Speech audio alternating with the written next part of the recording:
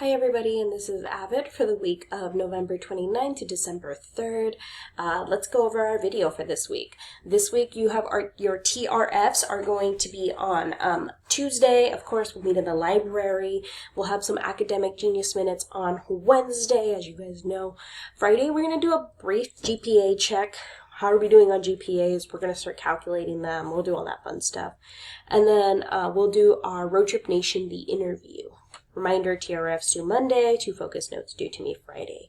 Let's talk a little bit about the Road Trip Nation interview. So if you head right above 04, I had you guys do some interview questions. So if I open it up, you will see 5 questions that you guys had to ask during your interviews, and then 5 more questions that are just kind of based on you and what you want to learn. I had you do a brief biography. I wanted you to learn more about the person that you interviewed.